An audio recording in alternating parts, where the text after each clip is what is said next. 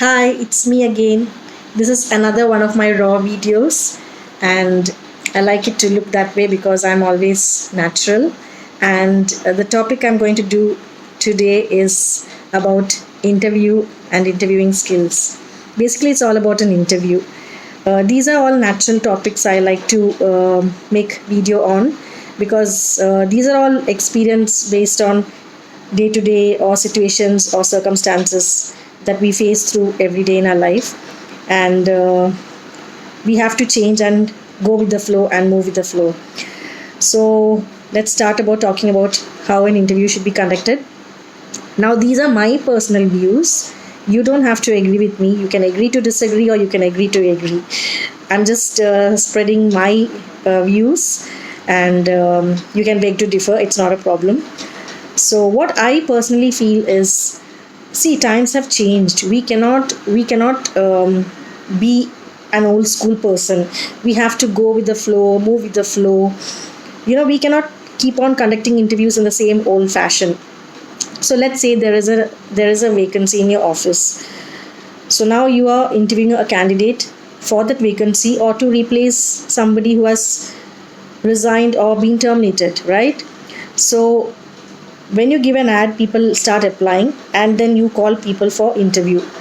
So when you're inviting somebody for the interview, you do it, this should be regardless of his age, his religion, his caste, his creed, where he's coming from, whether he's African or Malaysian or Chinese or Indian, doesn't matter. If I were to interview a candidate, it doesn't matter where he's coming from.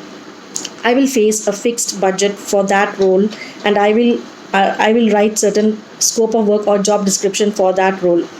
I will interview any kind of candidate who can fit that role.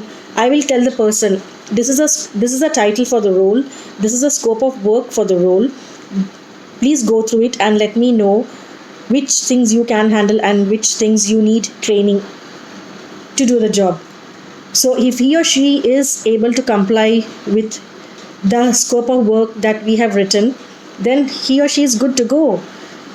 I don't see how your religion matters, how your age matters.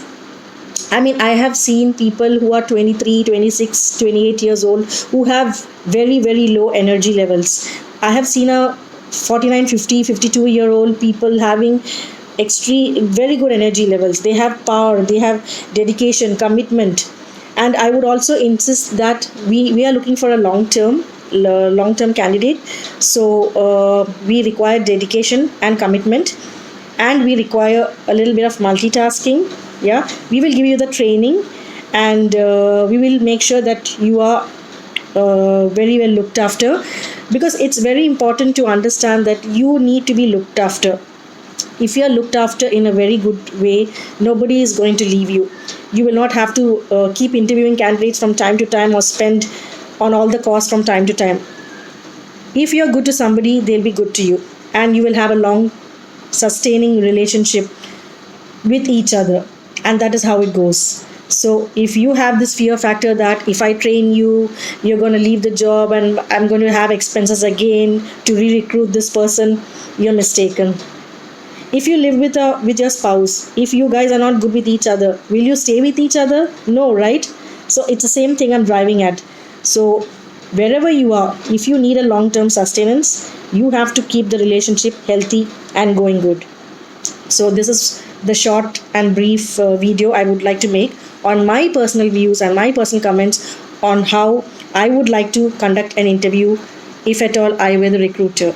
And I wouldn't go by the interviews these days asking about your age, your religion, your sex, your nationality, and all those things. Those things are irrelevant to me. As long as the person has a skill and ability to do the job and do it completely and successfully, that is all that matters, and that person will be the most deserving candidate. I hope you like this, and let me have your comments on what are your thoughts about interview and long-term sustenance in a company from now going forward.